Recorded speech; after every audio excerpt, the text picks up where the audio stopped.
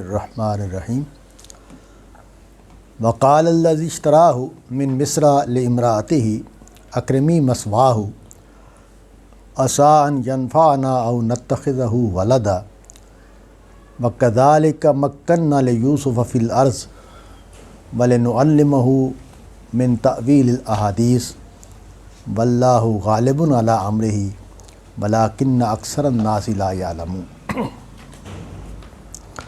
ولما بلغ اشدہ آتیناہ حکما وعلما وکذالک نجزی المحسنین وراودتہ التی هو فی بیتها عن نفسہ وغلقت الابواب وقالت حیت لک قال معاذ اللہ انہ ربی احسن مثوایا انہ لا یفلح الظالمون وَلَقَدْ ہمت بِهِ وَهَمَّ بِهَا لَوْلَا أَن رَّأَىٰ بُرْهَانَ رَبِّهِ كَذَٰلِكَ لِنَصْرِفَ عَنْهُ السُّوءَ وَالْفَحْشَاءَ إِنَّهُ مِنْ عِبَادِنَا الْمُخْلَصِينَ وَاسْتَبَقَ الْبَابَ وَقَدَّتْ قَمِيصَهُ مِنْ دُبُرٍ وَأَلْفَيَا سَيِّدَهَا لَدَى الْبَابِ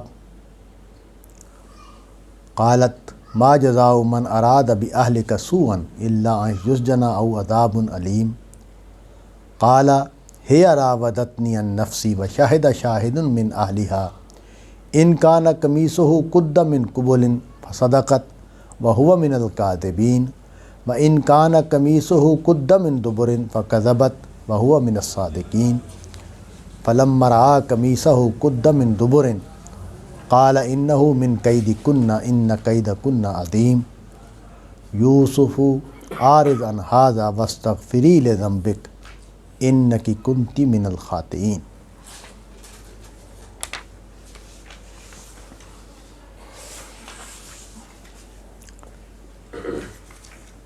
قرآن مجید میں حضرت موسیٰ علیہ السلام اور حضرت یوسف علیہ السلام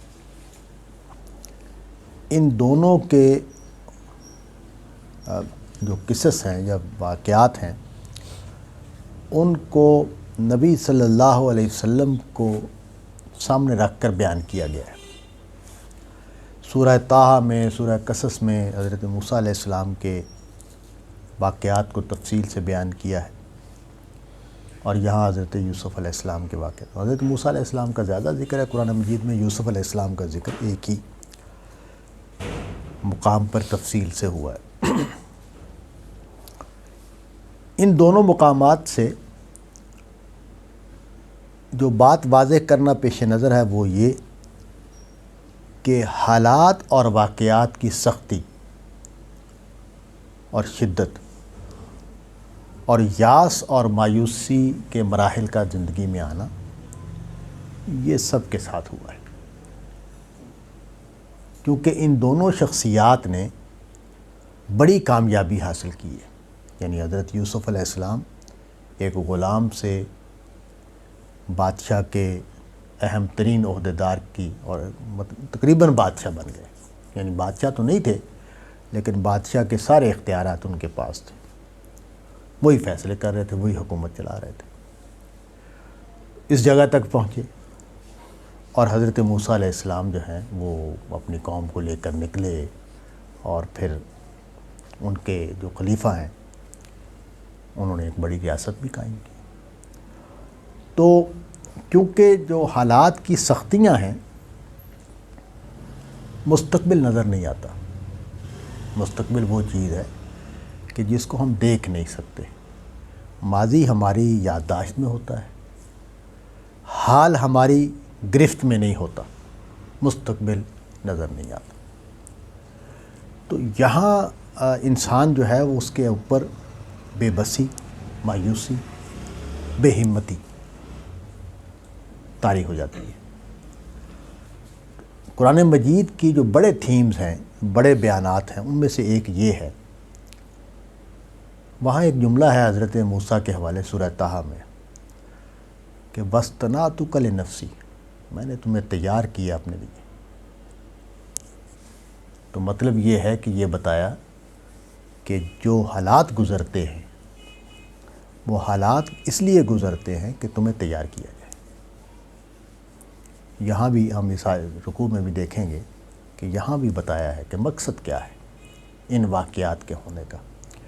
بظاہر دیکھیں تو ایک معصوم خوبصورت بچہ جس سے باپ بہت محبت کرتا ہے، وہ بھائیوں کی سازش کا شکار ہوا اور غلام بن گیا۔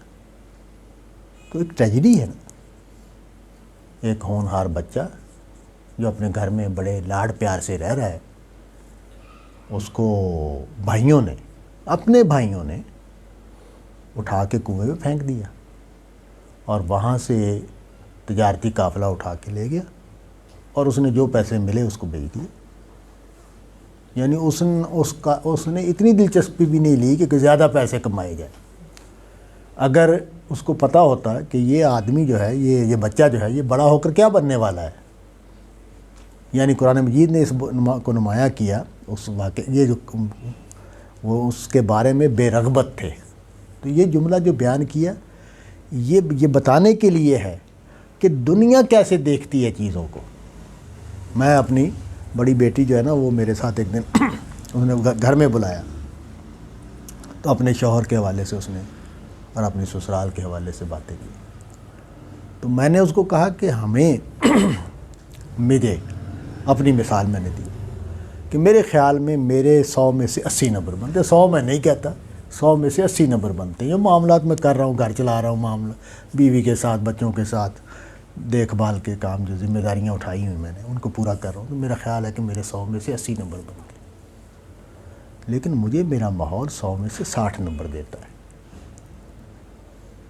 اور یہ حقیقت ہے۔ دنیا کا کوئی آدمی ایسا نہیں ہے کہ جس کو یہ اطمینان ہو کہ مجھے صحیح اپریسیشن مل رہی ہے، کوئی آدمی نہیں۔ بڑے سے بڑے کامیاب لوگ بھی، یعنی جو بڑے بڑے لیڈر ہیں، علماء اور مطلب سیاسی کی باتوں کے رہنما اور دینی مدارس کے چلانے والے اور اسی طرح پارٹیوں کو اور نظاموں کو چلانے والے، ہر ایک کو یہ شکایت ہے کہ میرے ماحول نے مجھے صحیح نہیں پہچانا، میری قدر نہیں کی۔ مولانا اصلاحی کو میں نے یہ اس طرح کے جملے کہتے ہوئے سنا ہے، اور لوگوں کو بھی۔ تو خود میں بھی اس سے گزرا ہوں کہ ایک زمانے میں مجھے یہ خیال پیدا ہو گیا کہ یہ میرے ساتھ زیادتی ہو رہی ہے۔ تو یہ کیا ہے؟ یہ انسان کے ساتھ ہونے والا، تو یہ بتایا قرآن مجید نے کہ انہوں نے اس کو چند درہموں میں بیچ دیا، اور بخسن یعنی ناکارہ، بے اہمیت۔ تو مطلب یہ کہ دنیا جو ہے وہ تو ظاہر کو دیکھ رہی ہے، وہ تو اپنی شکایتوں کے ساتھ دیکھ رہی ہے۔ یعنی میرے خیال میں میرے نمبر 100 میں سے 80 بنتے ہیں نا، ان لوگوں کے خیال میں نہیں بنتے، کسی کو دشمنی تھوڑی ہی میرے ساتھ، لیکن ان کا خیال ہے کہ فلاں واقعے میں غلط ہوا ہے، فلاں واقعے میں غلط ہوا ہے، فلاں واقعے میں غلط ہوا ہے۔ تو اس کے نتیجے میں جو مقصد ہے قرآن مجید کا، یہ ساری بات کو کرنے کا، سورہ یوسف کو بھی اگر ہم پڑھتے ہیں کہ یہ جو حالات اور واقعات گزر رہے ہیں، ان کے پیچھے ایک مقصد ہے، اور وہ مقصد یہ ہے کہ تمہیں تعمیر کیا جائے، تمہیں اس قابل بنایا جائے کہ تم خدا کی جو مہمان نوازی ہے اس کے قابل بن جاؤ، خدا کے ہاں تم سرفراز ہو، کامیاب حاصل کرو، اصل کامیابی تمہیں حاصل ہو، اس کے قابل تمہیں بنایا جائے۔ ان حالات سے اس لیے گزارا جاتا ہے، اور یہیں سے طے ہوتا ہے کہ میں کس درجے کا ہوں۔ ہمارے ہاں جو نظام میں تعلیم ہے اس میں گریڈز یا ڈویژنز کا ہے نا تصور، تو یہ تصور جو ہے یہ آخرت میں بھی ہے۔ وہاں فیصلہ میرٹس پر نہیں ہوگا، حقیقت پر ہوگا۔ یہاں تو مجبوری ہے نا، ہم غیب کو نہیں جانتے، ہم باطن کو نہیں جانتے، ہم حقیقت کو نہیں جان سکتے، تو اس لیے یہاں میرٹس کو ہمیں بنانے پڑتے ہیں۔ لیکن وہاں تو اللہ تعالیٰ حقیقت سے واقف ہے، حقیقت کی بنیاد پر فیصلہ کرے۔ لیکن وہ فیصلہ کیسے ہوگا؟ وہ فیصلہ ہو نہیں سکتا اگر انسان کو مختلف سخت اور نرم واقعات سے نہ گزارا جائے۔ یہ قرآن مجید نے بات واضح کر دی کہ کوئی آزمائش ایسی نہیں آتی کہ کسی کا ایمان ضائع ہو جائے. یعنی اگر کسی اس کا اندیشہ ہو کہ کسی شخص پر اگر فاقے آ جائیں گے تو اس کا ایمان ضائع ہو جائے گا، تو اس پر فاقے نہیں آتے. اس کو حضور نے بیان بھی کر دیا کہ بعض لوگ ہیں کہ ان کو غریب رکھا جائے تو وہ ایمان کی سلامتی کا سامان ہے، اس میں ان کو دولت دے دی جائے تو وہ ایمان کو محفوظ نہیں رکھ سکیں گے. اور بعض وہ ہیں کہ جن کو غریب کر دیا جائے تو ان کی ایمان کی سلامتی کا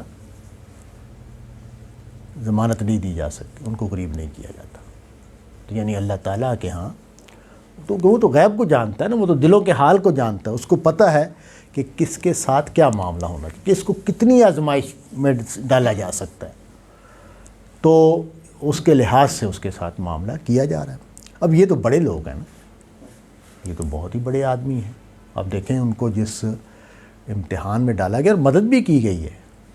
یعنی یہ کہ بچے کو جب پھینک دیا کنویں میں تو ہم نے پڑھا پچھلے رکوع میں کہ اس کو یہ اشارہ دے دیا گیا کہ نہیں کوئی مسئلہ نہیں ہے، ایک وقت آئے گا کہ تم ان کو بتا رہے ہوگے کہ انہوں نے کیا جرم کیا ہے، انہوں نے کیا زیادتی کی ہے. تو مطلب یہ ہے کہ تم ضائع نہیں ہوگے. تمہیں کوئی ہوتا ہے نا کہ بچے ضائع ہو جاتے ہیں، والد فوت ہو گیا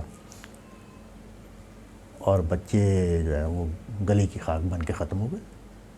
ایسا نہیں ہوا ان کے ساتھ، یعنی اسی وقت بتا دیا گیا کہ ایسا نہیں ہوگا. ان کو اٹھانا تھا، اوپر لے کے جانا تھا، تو اس لیے اس کے لحاظ سے ان کے ساتھ معاملہ کیا گیا. اب قرآن مجید نے یہ بتایا ہے کہ مصر میں کیا ہوا. یعنی وہاں تو یہ ہوا کہ قافلے والوں نے چھپایا اور جو ملا لے کے آگے چلے گئے. بازار میں جا کے انہوں نے بھاؤ تاؤ نہیں کیا. قرآن مجید نے اس بات کو نمایاں کیا کہ انہوں نے کوئی بھاؤ تاؤ نہیں کیا، انہوں نے جو پیسے ملے لے لیے. اور وہ کوئی بہت زیادہ ان کے بارے میں کوئی بہت زیادہ امید بھی نہیں تھی ان کو کوئی پیسے ملیں گے. لیکن یہاں کیا ہوا، جس شخص نے خریدا اس نے جا کے اپنی بیوی سے کہا کہ اس کو اچھے طریقے سے رکھنا ہے، اکرمی مثواہ ہو سکتا ہے کہ یہ ہمیں فائدہ پہنچائے یا ہم اس کو اپنا بیٹا بنا لیں. اب اس پر یہ جو اس نے بات کہی ہے آدمی نے، اس سے معلوم ہوتا ہے کہ قافلے والے مردم شناس نہیں تھے، یہ مردم شناس ہے. اس نے بچے میں جوہر دیکھا ہے اور اس کا خیال یہ ہے کہ یہ کوئی اچھے خاندان کا اور باصلاحیت بچہ ہے. ظاہر ہے اس نے کوئی بات کی ہوگی، کوئی سوالات کیے ہوں گے، تم کیسے آئے ہو، کیا ہوا ہے تمہارے ساتھ، تو اس سے اس نے یہ نتیجہ نکالا کہ یہ بچہ جو ہے یہ اس قابل ہے کہ اس کو بیٹا بنایا جائے، یہ اس قابل ہے کہ یہ ہمارے خاندان کا فرد بنے. ینفعنا او نتخذہ ولدا، یعنی یہ جو او کا لفظ ہے اس سے یہ معلوم ہوتا ہے کہ اس کا ارادہ تو یہی ہے کہ وہ اس کو بیٹا بنا لے. اس سے خیال ہوتا ہے کہ اس کے ہاں شاید اولاد نہیں تھی یا بیٹا نہیں تھا، تو مطلب یہ ہے کہ اس نے دیکھتے ہی ایک باپ کی نظر اس کی بنی کہ یہ بیٹا بنانے کے لائق بچہ ہے یہ، اور اس سے ہمیں بہت فائدہ. یہ جو او ہے یہ اس طرح نہیں ہے کہ یہ ہوگا یا یہ ہوگا، یہ جیسے ہم یا بعض اوقات بولتے ہیں کہ یہ بھی ہو سکتا ہے اور یہ بھی ہو سکتا ہے، تو مطلب یہ ہمیں فائدہ بھی اس سے پہنچے گا اور ہم اس کو بیٹا ہی بنا لیں گے. وَكَذَلِكَ مَكَّنَّا لِيُوسُفَ، ہم نے اس طرح یوسف کو ٹھہراؤ تمکن عطا کر دیا. یعنی اس طرح مطلب یہ کیا ہے کہ ایسا نہیں ہوا کہ اب یہ یوسف دھکے کھائے گا، نہیں، ہم نے اس کا بندوبست کر دیا کہ یہ اطمینان کی زندگی اب اس کی گزرے. آگے مقصد بیان کیا، اس علاقے میں ہم نے یوسف کے رہنے کا بندوبست کر دیا تاکہ وہ باتوں کو سمجھنا سیکھے. باتوں کی حقیقت کو جاننا سیکھیں۔ تعویل احادیث، تعویل کا لفظ جو ہے اس کا مطلب ہوتا ہے اس کا صحیح مصداق، اس کا صحیح مطلب کیا ہے۔ تو ظاہر ہے یہ اقتدار کے لیے ضروری ہے۔ اقتدار کا جو کھیل ہے، جیسے ہم دیکھ رہے ہیں کہ یہ کھیلا جاتا ہے، تو یہ لفظوں کی بازیگری ہوتی ہے۔ یہ کچھ لفظ بولے جاتے ہوتے ہیں جس کا کوئی نتیجہ نکلتا ہے، اور وہ نتیجہ عوام کے لیے اور ہوتا ہے، خواص کے لیے اور ہوتا ہے۔ تو ان کو چونکہ خواص میں سے ہونا ہے، تو اس لیے ان کو بات سمجھ میں آنی چاہیے کہ کوئی جملے کیوں بولے جاتے ہیں، کس لیے بولے جاتے ہیں، ان کا مطلب کیا ہوتا ہے۔ اور اسی کا حصہ ہے خواب کو سمجھنا، یعنی جو آدمی کسی بات کی حقیقت کو پا لیتا ہے، تو خواب بھی تو اصل میں بڑا اچھی بحث ہے جدید اس میں لسانیات میں، کہ لفظ کے بھی معنی ہے، شے کے بھی معنی ہے، یعنی شے بھی معنی رکھتی ہے۔ تو دونوں کو، تو خواب جو ہے واقعات ہیں، واقعات کے بھی معنی ہوتے ہیں، یعنی ایک واقعہ جو ہے اس کے ایک معنی ہے جو عمران خان کر رہا ہے، اور ایک معنی ہے جو نواز شریف کر رہا ہے، ایک معنی ہے جو فوج کر رہی ہے۔ تو واقعہ تو ایک ہی ہے، معنی تین ہے۔ تو معنی جو ہیں وہ واقعات کے بھی ہوتے ہیں۔ تو واقعات کے معنی سمجھنا یا بات کے معنی سمجھنا، وہ ایک ہی بات ہے، ایک ہی صلاحیت ہے جس سے آدمی اس کی حقیقت تک پہنچ جاتا ہے، بات کی حقیقت تک پہنچ جاتا ہے۔ اس لیے بعض لوگوں نے اس کا ترجمہ کیا ہے تعبیر رویا۔ تو تعبیر رویا اس کا ایک جز ہے، پوری بات جو ہے قرآن مجید نے تعبیر رویا کا لفظ نہیں استعمال کیا، یا خواب کا لفظ نہیں استعمال کیا، احادیث کا لفظ استعمال کیا ہے۔ تو اس کا مطلب یہ ہے کہ اس کی حقیقت کو سمجھا جائے۔ واللہ غالب علی امرہ، اب اس کو کھول دیا تاکہ کوئی شبہ نہ رہے کہ یہ جو کچھ ہوا ہے یہ اللہ کی مرضی کے تحت ہے۔ واللہ غالب علی امرہ، یعنی یوں نہیں ہوا کہ حادثات ہو گئے ہیں تو ہو گئے ہیں، اللہ تعالیٰ نہ چاہتے تو نہ ہوتا، یعنی یہ واقعہ ہو جاتا کنویں میں پھینکنے والا، لیکن یوسف یعقوب نکال کے لے جاتے۔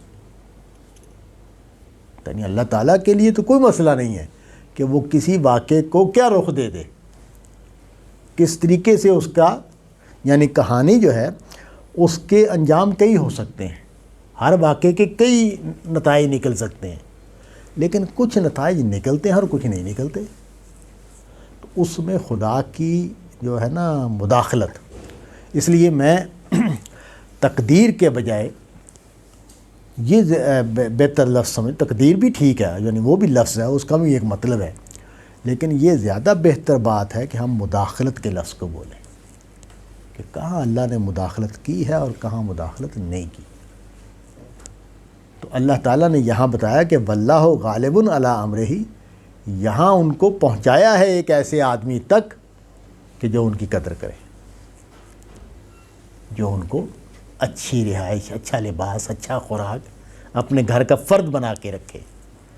اکرمی مثواہ کا مطلب یہ ہے کہ انہوں نے یوسف علیہ السلام کو اپنے گھر کے فرد کے طور پر رکھا، ملازم کے طور پر، نوکر کے طور پر نہیں رکھا۔ اور مقصد کیا ہے؟ اب یہ چونکہ ہمیں معلوم ہے کہ یہ بندہ جو ہے یہ شاہی ذمہ داری، کوئی ذمہ داری ہے اس کے پاس، عام طور پر غالباً بائبل کی بنیاد پر یہ سمجھا جاتا ہے کہ یہ جو گارڈ تھا بادشاہ کا، یعنی اس کا جو حفاظتی دستہ تھا، اس کا سربراہ تھا یہ آدمی جو ہے جس نے حضرت یوسف علیہ السلام کو خریدا۔ تو ظاہر ہے وہ بادشاہ تک، یعنی شاہی جو نظام ہے اس تک رسائی کا موقع مل گیا۔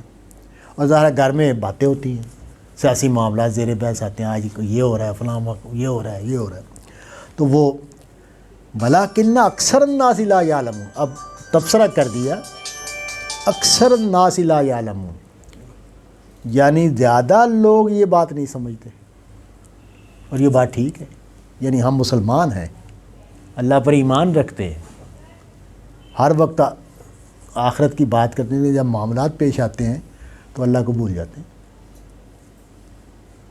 اور ہم سمجھتے ہیں کہ میری کاریگری ہے، میری تدبیر ہے، یہ فلانے کا زیادتی ہے، فلانے نے زیادتی کر دی ہے، فلانے نے زیادتی کر دی ہے۔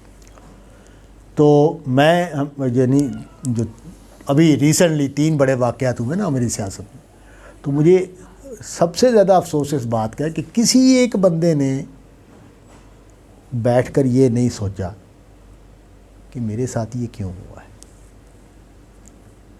اس نے مجرم متعین کرنے کی کوشش کی ہے، اس نے بھی ہر بندہ یہی کام کرتا ہے کہ میرے مجرم فلاں ہیں، میرے مجرم فلاں ہیں، میرے مجرم فلاں ہیں۔ مجھے اس میں سے کیوں گزارا گیا؟ اس لیے کہ یہ کوئی نہیں جانتا کہ واللہ غالب علی امرہ، وہ واقعہ ہے ولکن اکثر الناس لا یعلمون۔ ہم اپنی ذاتی زندگی میں بھی یہی کرتے ہیں، تو گھریلو زندگی میں بھی یہی کرتے ہیں، ہم اپنے مجرم متعین کرتے رہتے ہیں۔ میری نند اچھی نہیں ہے، میری ساس اچھی نہیں ہے، میرا سسر اچھا نہیں ہے، میرا شوہر اچھا نہیں ہے، میری بیوی اچھی نہیں ہے، میرے بچے اچھے نہیں نکلے۔ ہم یہ کام کرتے رہتے ہیں، ہم اپنے مجرم طے کرتے رہتے ہیں۔ تو یہ اب یہاں دیکھیں حضرت یوسف علیہ السلام جب آخر میں بھائیوں سے ملاقات ہوگی، وہ آرام سے انہوں نے یہ جملہ بولا کہ یہ کام شیطان کا ہے۔ کوئی قدورت، کوئی وہ نہیں کہا کہ تمہاری حالات ہی ٹھیک نہیں، تمہاری نیت ہی ٹھیک نہیں تھی، تم تو اصل میں مفادات کے فلانے تھے۔ اور یعنی جو گالیاں دی جا سکتی ہیں وہ دیتے، انہوں نے آرام سے ان کا عذر قبول کیا اور خود ہی عذر پیش کر دیا کہ ہمارے درمیان یہ جو دوری پیدا کی تھی یہ شیطان نے پیدا کی تھی، اور میں بھی دعا کروں گا۔ یعنی یوں دیکھیں کتنا مختلف ہے، ایک انسان کی نفسیات ہی مختلف ہے، وہ دیکھتا ہی چیزوں کو اور طریقے سے ہے، وہ اور طریقے سے سمجھتا ہے۔ تو یہ بہت اہم ہے یہ جو بات ہے نا کہ واللہ غالب علی امرہ ولکن اکثر الناس لا یعلمون، کہ اللہ تعالیٰ جو ہے وہ اپنے اس معاملے پر پورا غلبہ رکھتے ہیں، کوئی چیز ایسی نہیں، پتہ بھی نہیں ہل سکتا اس کی مرضی کے بغیر۔ وہ کیوں ہونے دیتا ہے اور وہ کیوں نہیں ہونے دیتا، یہ ہے سمجھنے والی بات۔ وہ کسی کام کو کیوں ہونے دیتا ہے اور کسی کام کو کیوں نہیں ہونے دیتا، اس پر مجھے اپنا جائزہ لینا ہے، اپنے آپ کو دیکھنا ہے کہ میں نے کیا کوتاہی کی، میں نے کیا غلطی کی، میرا کیا قصور ہے، مجھے کیا نہیں کرنا چاہیے تھا۔ تو میں اس لیے اب یہ چونکہ قرآن مجید سے میں نے یہ سبق حاصل کیا ہے، تو میرے بچے جب میرے پاس آتے ہیں میں ایک ہی بات کہتا ہوں، مجھے واقعہ نہ سناؤ، مجھے یہ سناؤ کہ تم نے مینج کیسے کیا ہے اس کو۔ مان لیا کہ تمہارے ساتھ زیادتی ہوئی ہے، تم نے مینج کیسے کیا ہے اس کو۔ یہ اصل بات، یہ اصل سیکھنے والی بات یہ ہے کہ مجھے کیا کرنا چاہیے تھا۔ دنیا تو ایسی ہی ہے، دنیا ہمیشہ ایسے ہی رہے گی، یہ کبھی ٹھیک نہیں ہونی۔ اقتدار کی جو وہ ہے نا گلیاں، ان میں ہمیشہ ایسے ہی ہوتا رہتا ہے۔ آپ مغلوں کی کہانی پڑھ لیں، آپ ان کی عثمانیوں کی کہانی پڑھ لیں، آپ کسی کی بھی پڑھ لیں، اسی طرح ہوتا چلا آ رہا ہے، کبھی اس سے مختلف نہیں ہوا۔ کبھی میں نے نہیں دیکھا کہ کوئی زمانہ ایسا ہو کہ جس میں امن رہا ہو، جنگ نہ ہو رہی ہو، کہیں نہ کہیں جنگ ہو رہی، لوٹ مار کے واقعات ہو رہے ہیں۔ تو یہ جو عمل ہے اس کا مطلب یہ ہے کہ مجھے ایک امتحان ہے جس میں میں گزر رہا ہوں اور مجھے اس میں اپنا رویہ طے کرنا ہے۔ ولما بلغ، یعنی اس کو بیان کر دیا کہ بھی یہ سارے واقعات جو ہوئے، مقصد یہ تھا کہ اس بندے کو ایک ایسی جگہ پہنچا دیا جائے، یہاں یہ اگلا جو مرحلہ ہے جس کے لیے ہم نے اس کو تیار کرنا ہے، اس کے لیے اس کو تیاری مل جائے، اس کی جو پرداخت ہے وہ کچھ چیزوں کے حساب سے ہو جائے۔ ایک دیہاتی بچہ چھوٹے سے گاؤں میں رہتا ہے، اس کو اٹھا کے شاہی محلہ تک پہنچا دیا۔ تو میرا پیش نظر یہ ہے، یعنی خدا کے پیش نظر یہ ہے جس کے نتیجے میں یہ سب کچھ ہوا ہے۔ ولما بلغ اشدہ، جب وہ اپنی پختہ عمر کو پہنچا، آتیناہ حکما و علما، اب نبوت مل گئی۔ 2 چیزیں قرآن مجید نے بیان کی ہے، حکم اور علم۔ یہ دونوں چیزیں لیڈری کے لیے ضروری ہیں۔ علم سے مراد تو علم ہدایت ہے، اور حکم سے مراد ہے قوت فیصلہ، یعنی آدمی صحیح نتیجے تک پہنچے اور پھر کر سکے اس کو۔ دنیا میں آدمی صحیح بات تو سمجھ لیتا، کرنے کی اہلیت نہیں ہوتی، فیصلہ نہیں کر سکتا، یہ کروں یا یہ کروں، یہ کروں یا یہ کروں، نافذ نہیں کر سکتا۔ تو اللہ تعالیٰ نے دونوں صلاحیتیں دی، علم بھی دے دیا اور حکم بھی دے دیا۔ وَكَذَلِكَ نَجْزِي الْمُحْسِنِينَ، یہ جو جملہ ہے نا، یہ صورت میں بہت آئے گا۔ ہم اسی طرح خوبکاروں کو عطا کرتے ہیں۔ یہ جو بات ہے اس کا مطلب یہ ہے کہ پتہ نہیں، مجھے نہیں اندازہ کہ میرے استاد نے جب سنن الہی کو بیان کیا تو یہ آیت ان نے کیوں نہیں انہوں نے پکڑی۔ میں ان سے کسی وقت کروں گا ڈسکس انشاءاللہ کہ بھئی یہ جو جملہ ہے یہ تو یہ حضرت موسیٰ کے حوالے سے بھی ہے، کذالک نجزی المحسنین۔ تو یہ کیا ہے، اس کا کیا مطلب ہے کہ جو بھی خوبکار ہوگا اس کے نتائج نکلتے ہیں، اس کے حق میں نتائج نکلتے ہیں۔ یعنی خوبکاری کی شرط پوری کر دے تو میری مشین اس کے حق میں چلتی ہے۔ مولانا وحید الدین خان جان، وہ ان پر ایک بڑا حیرت انگیز تبصرہ جو ہے وہ مولانا اصلاحی کا ہے۔ ہمارے دوست بھی ہیں، رشتہ دار بھی ہیں، ان کی کتابیں چھاپتے تھے تہامی صاحب۔ تو انہوں نے ان کی کتابیں دو چھاپیں، باغ جنت اور نار جہنم، چھوٹے چھوٹے دو پیمفلیٹ ہیں۔ تو وہ چھاپی تو میں بھی ان کے ساتھ تھا، تو ہم اصلاحی صاحب کے پاس گئے اور وہ ان کو پیش کر دی۔ تو ہم واپس آ گئے۔ اگلی ملاقات میں انہوں نے پوچھا تہامی صاحب نے کہ جی آپ نے وہ کتابیں دیکھی ہیں؟ تو انہوں نے کہا کہ بھائی میں نہیں اس طرح کی کتابوں کو پسند کرتا، اس میں تو کوئی آیت نہیں دی ہوئی، کوئی حدیث نہیں دی ہوئی۔ تو مطلب یہ ہے کہ انہوں نے کہا کہ جو نتائج بیان کیے ہیں وہ اچھے ہوں گے، انہوں نے کوئی یہ نہیں کہا، نیگیٹو بات نہیں کی کہ اس میں غلط بات کوئی بیان ہوئی ہے، لیکن انہوں نے کہا کہ نہیں، ہمیں دین جب بیان کرنا ہے ہمیں یا قرآن کی آیت سے بیان کرنا چاہیے یا حدیث سے بیان کرنا چاہیے، خود کیوں بات بنائے۔ تو وہ اس طرح کے شذرے ہیں کہ اس میں مولانا نے خود ہی وہ احوال آخرت کو بیان کیا ہوا اور اس طرح۔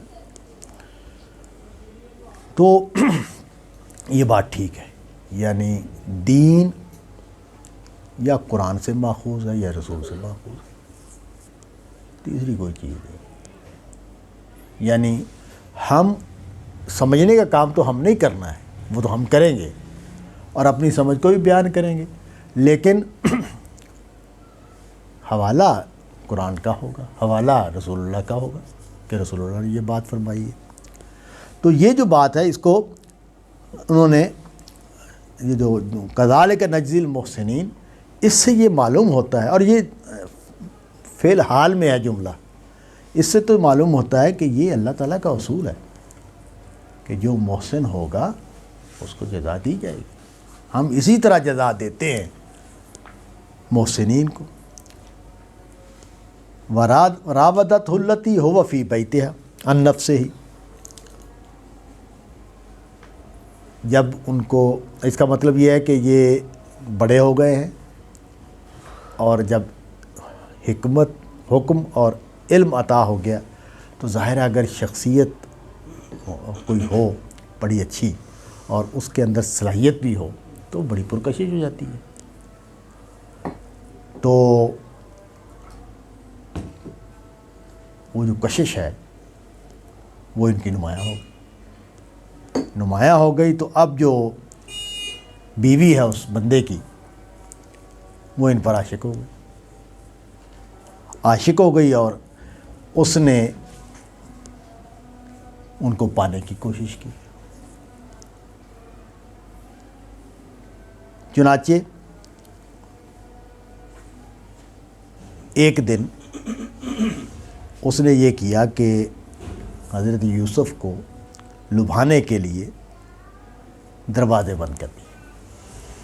ظاہر گھر میں ایک بچہ جو ہے نوجوان آتا جاتا ہے، کام کرتا ہے، ان کی ذمہ داریاں ہوں گی، وہ بائبل میں تو یہ بیان ہوا کہ گھر کی ساری ذمہ داریاں حضرت یوسف کے پاس تھیں، یعنی اس نے اپنے سارے کام ان کو دیے ہوتے، گھر کے سارے معاملات جو ہیں وہ یوسف چلاتے تھے۔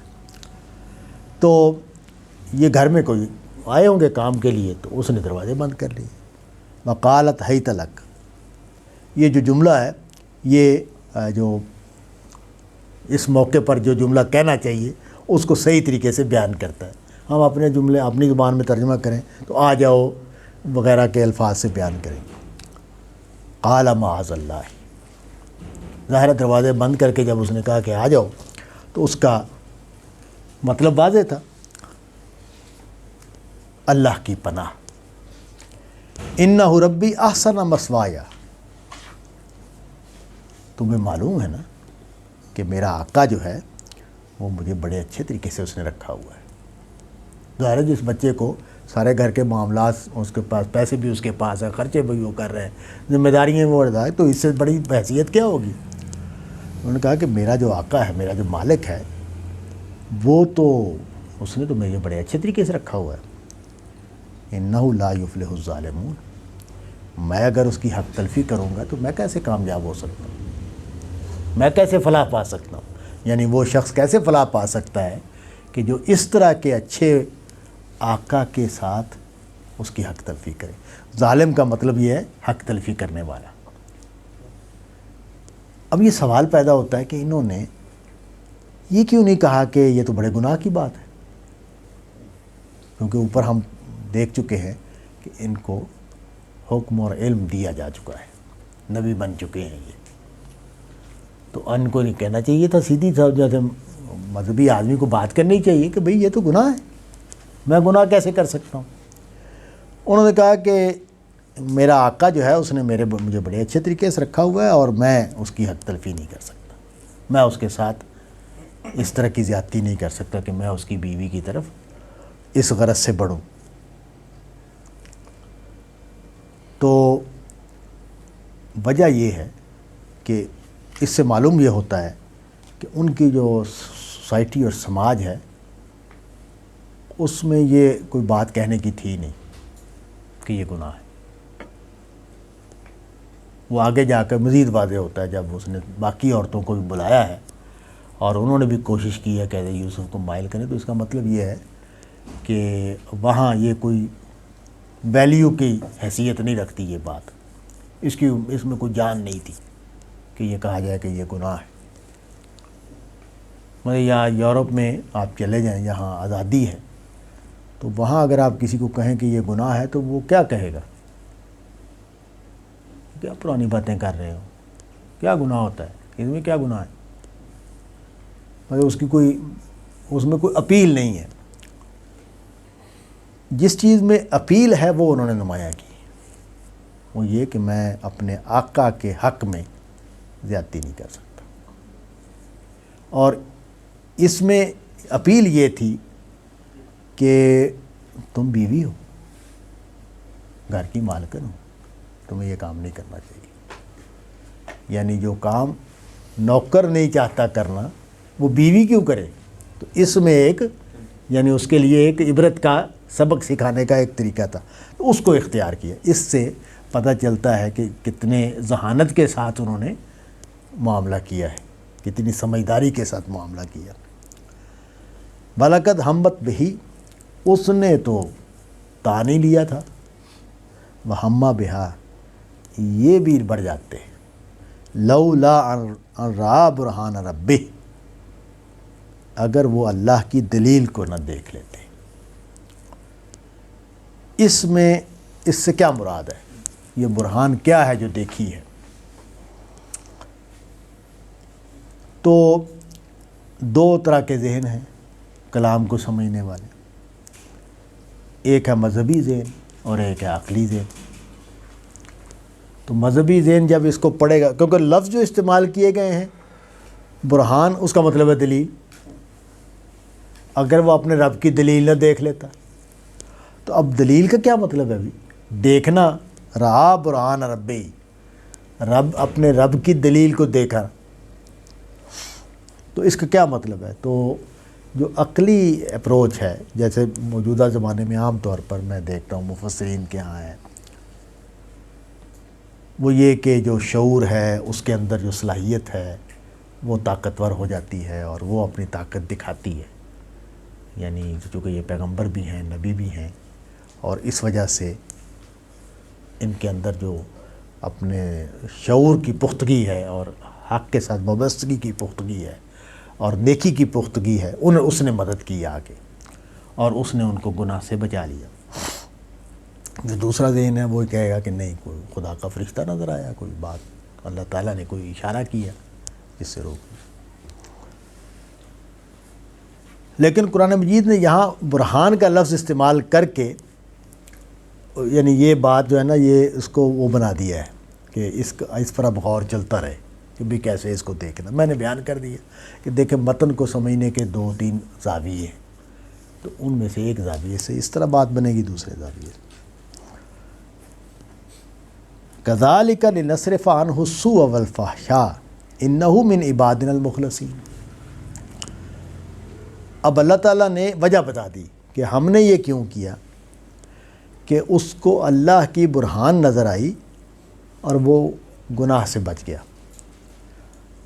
تاکہ یہ ہم نے اس لیے کیا تاکہ اس کو برائی سے اور بے حیائی سے بچائیں۔ قرآن مجید زنا کو جہاں بھی بیان کیا ہے تو یہ دونوں پہلو نمایاں کیے ہیں، سو بھی اور فحشا بھی،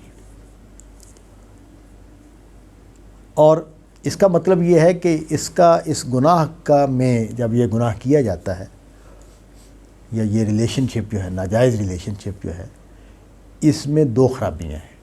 ایک تو یہ کہ یہ جو حیا ہے انسان کے اندر جنسی جذبے کے حوالے سے، اس کو توڑنے والی چیز ہے، اور دوسرا یہ کہ یہ جو نظام ہے، سوسائٹی ہے، سماج ہے، اس میں خرابی پیدا ہوتی ہے۔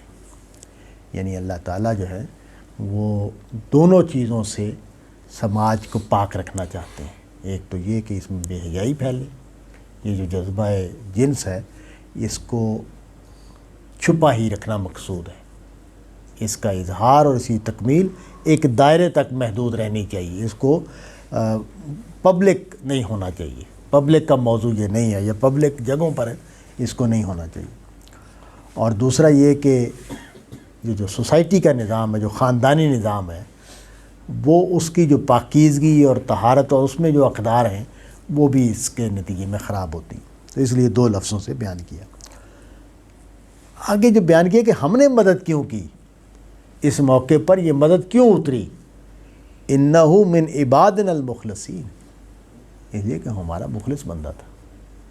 ہم یہ کیسے ہو سکتا ہے کہ اپنے مخلص بندے کو اس طرح کی آزمائش بہت بڑی ہے کہ ایک عورت نے دروازے بند کر لیے اور بلا لیا، تو اتنی بڑی آزمائش میں مدد اتری ہے، خصوصی مدد اتری ہے۔ اس کی وجہ یہ ہے کہ ان کے ہاں اللہ کی بندگی میں اخلاص تھا، وہ اللہ کے خالص بندے تھے، اس لیے مدد اتری۔ بس طبق الباب، اب یہ دونوں دروازے کی طرف بڑھے، یعنی حضرت یوسف نے جب ان کو وہ برہان نظر آئی تو وہ قرآن مجید نے یہ اشارہ دے دیا ہے کہ اگر حالات اسی طرح رہتے تو گناہ میں پڑنے کا موقع پیدا ہو جاتا، یعنی حضرت یوسف کے لیے بچنے کے امکانات مسدود ہو جاتے۔ اس لیے اللہ تعالیٰ نے خصوصی مدد کی، چنانچہ وہ اب بھاگے ہیں، بچنے کے لیے بھاگے۔ اور استبقہ کا لفظ کا مطلب یہ ہے کہ وہ دونوں دروازے کی طرف، یہ بھی دروازے کی طرف بڑھے اور وہ بھی پیچھے پیچھے آئی ہے۔ وَقَدَّتْ قَمِيصَهُ مِن دُبُرٍ، اس نے اب روکنے کے لیے ہاتھ ڈالا ہے حضرت یوسف پر، تو وہ ہاتھ ان کے کرتے پر پڑا ہے اور کرتا پیچھے سے پھٹ گیا۔ وَأَلْفَيَا سَيَّدَهَا لَدَى الْبَابِ، اور اچانک یہ ہوا کہ جب دروازہ کھولا تو مالک دروازے پر کھڑا ہے۔ اب ظاہر صورتحال اس کے لیے بڑی خراب ہو گئی کہ جو یہ سارا جس نے بندوبست کیا تھا تو اس کا شوہر دروازے پر کھڑا ہے۔ اب جیسے چالاکی ہوشیاری کی جاتی ہے اس موقع پر اس نے وہ کر ڈالی۔ قالت ما جزاء من اراد باہلک سوءا الا ان یسجن او عذاب علیم، اس بندے کی یہی سزا ہے جس نے تیری بیوی کی طرف برے ارادے سے دیکھا ہے کہ اس کو جیل میں ڈال دیا جائے یا سخت سزا دی جائے، دردناک سزا دی جائے۔ اب ظاہر ہے اس نے الزام حضرت یوسف پر ڈال دیا کہ اس نے میرے طرف برے ارادے سے دیکھا ہے۔ اب حضرت یوسف نے اپنی صفائی پیش کی، قالا ہے راودتنی عن نفسی، اس نے مجھے اپنی طرف لبھانے کی کوشش کی ہے۔ اب ظاہر ہے اس کے نتیجے میں جیسے ہوتا ہے فیملی میں مسئلہ چلا گیا۔ اس سے یہ بھی پتہ چلتا ہے کہ یہ جو بندہ ہے یہ زیادتی نہیں کرنا چاہ رہا تھا، یعنی یہ بیوی کی بات سن کے غلام ہے مار پیٹ کر کرتا اور جیل میں ڈال دیتا، اس نے یہ نہیں کیا۔ اس نے معلوم یہ ہوتا ہے اگلے جملوں سے کہ اس نے فیملی کے جو ذمہ داران تھے ان کو جمع کیا، ان کے سامنے مسئلہ رکھ دیا۔ چنانچہ اس موقع پر ایک پنچایتی نے یہ کہا ان کے گھر والوں میں سے کہ دیکھو بھائی یہ کہہ رہا ہے کہ اس نے مجھے خراب کرنے کی کوشش کی، وہ کہہ رہی ہے کہ اس نے میری طرف برے ارادے سے دیکھا، اور واقعہ یہ بیان کیا جا رہا ہے کہ کرتا پھٹا ہوا ہے۔ تو اب کرتے سے فیصلہ کرو، یعنی اس نے وہ شہادت جو ہے وہ زیر بحث لے آیا کہ جو ان کان قمیصہ قد من قبل فصدقت، اگر تو کرتا جو ہے وہ سامنے سے پھٹا ہوا ہے تو یہ سچی ہے۔ اب ظاہر ہے کشمکش اگر ہوئی ہے، یہ بچنا چاہ رہی ہے تو حضرت یوسف کا رخ اس کی طرف ہوگا، کرتا سامنے سے پھٹے گا، اور اگر یوسف بچنا چاہ رہا ہے تو یوسف بھاگے گا اور کرتا پیچھے سے پھٹے گا۔ وَهُوَ مِنَ الْكَاذِبِينَ، اور یہ جھوٹوں میں سے ہے۔ وَإِنْ كَانَ قَمِيصُهُ قُدَّ مِن دُبُرٍ، لیکن اگر کرتا پیچھے سے پھٹا ہوا ہے فَكَذَبَتْ، تو پھر یہ جھوٹی ہے، وَهُوَ مِنَ الصَّادِقِينَ، پھر وہ سچا ہے۔ فَلَمَّا رَأَىٰ قَمِيصَهُ قُدَّ مِن دُبُرٍ، پھر جب اس نے دیکھا کہ قمیص جو ہے وہ پیچھے سے پھٹی ہوئی ہے، قَالَ إِنَّهُ مِن كَيْدِكُنَّ، وہ فوراً سمجھ گیا بات کہ بالکل ٹھیک ہے، یعنی شہادت ایسی آ گئی ہے کہ جس نے فیصلہ کر دیا ہے۔ سادہ بات ہے، کشمکش اگر مرد کے ارادے سے ہوئی ہے تو جو بھی نشان پڑیں گے وہ چہرے پر پڑیں گے، قمیص پر پڑیں گے، کرتے پر پڑیں گے، آگے سے پڑیں گے، اور اگر بچنے کی کوشش کی ہے کسی فرد نے، مرد نے، تو وہ ظاہر ہے جو کچھ ہوگا وہ بھاگنے والے کے پیچھے ہی ہو سکتا ہے۔ تو اس نے فوراً کہہ دیا کہ یہ تمہاری چال ہے۔ اور ظاہر عام طور پر چونکہ مرد حضرات جو ہیں وہ صرف بیوی پر تبصرہ نہیں کرتے ہیں، ساری عورتوں پر ہی تبصرہ کر دیا۔ انہوں نے کہا کہ انہ من کیدکن، یہ تم عورتوں کی چلاکی ہے، ان کیدکن عظیم، اور تم بڑی بڑی چالیں چلتی ہو۔ یہ خالص مردانہ اس میں جو ہے نا اس سے بات کی ہوئی، تو قرآن مجید نے اسی طرح اس کو نقل کر دیا ہے۔ حالانکہ بیوی کا قصور ہے، اب تم بیوی کی بات کرو، لیکن ہے تو مرد ہی نا۔ یوسف، اب اس نے بڑی اچھی بات کی، آرز عن ھذا، تم اس کو دفع کرو، آرز عن، اس سے گریز کرو، واستغفری لذنبک، اور بیوی کو مخاطب کر کے اپنے گناہ کی معافی مانگو، انکی کنت من الخاطئین، تم قصوروار ہو۔